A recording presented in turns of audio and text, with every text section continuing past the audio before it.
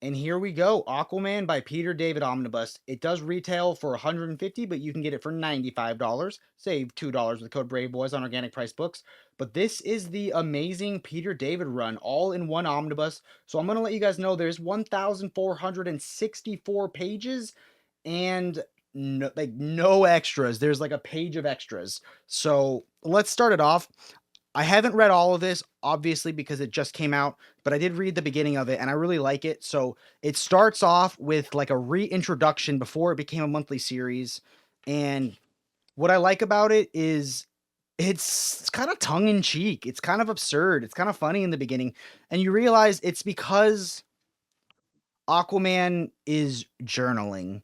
He's writing about his adventures and it resets the tone for what this book's going to be. And this first story, it's about his introduction to mankind where the trickster is on water and he meets the Flash and he's like, "Wow, dude, you're like an awesome hero. Like, let me give you this key to the city. You know, you're a hero." And Aquaman's like, "I don't know why I want that, but sure." And society is not very nice to him. Um, like they try to get him to sell out, try to get him to become a corporate shill, and Trickster's like punking on him, and Aquaman like doesn't even care. He's ignoring Trickster, and everyone's like, "Aquaman, you suck, bro. Why aren't you gonna be a hero?" And then finally, Trickster goes one step too far, and Aquaman just decks him, and everyone's like, "Wow, like Aquaman, you tricked him." And he's like, "No, I just like it wasn't my plan, you idiots. And I just want you to leave me alone." And they're like, "Wow, Aquaman sucks. What an attitude."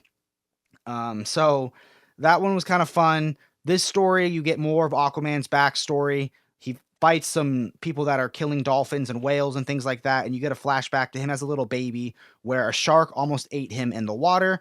And he was rescued by some dolphins and he was raised by a pod of dolphins. And it's kind of like a Jungle Book thing. They totally did Jungle Book, but underwater.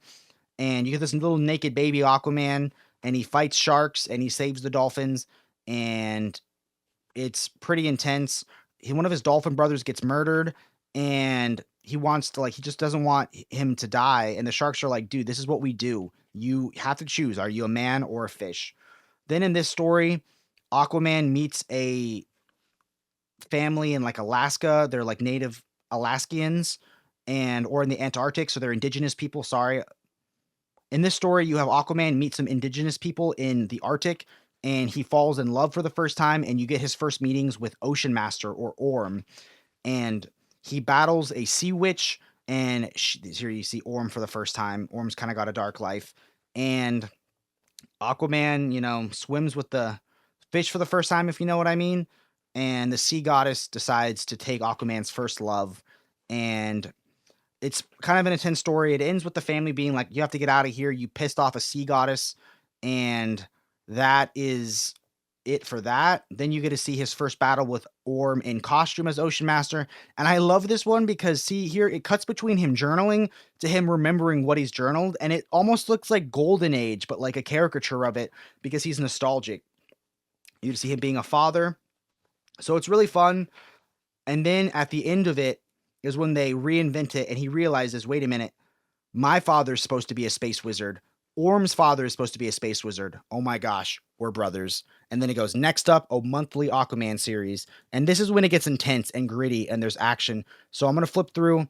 There's incredible moments such as what happens with Aquaman's hand. He has to decide, is he a king, a father, a warrior, a hero? And the thing is, he's all of them. He battles bad guys and sea monsters, and it is metal and intense, and I gotta say that it is a completely different tone from the Jeff Johns omnibus, and wildly different. Super fun art style. I loved the art. I loved the story. You get awesome moments of Mira, and I can't wait to keep reading. I will say though, I like to read a couple issues at a time. Where the Jeff Johns omnibus, I just binged completely, so I don't want to spoil anything else. Like I said, there's no extras in this book. So if you do want to pick it up, you're picking it up for the entire run in one collected edition.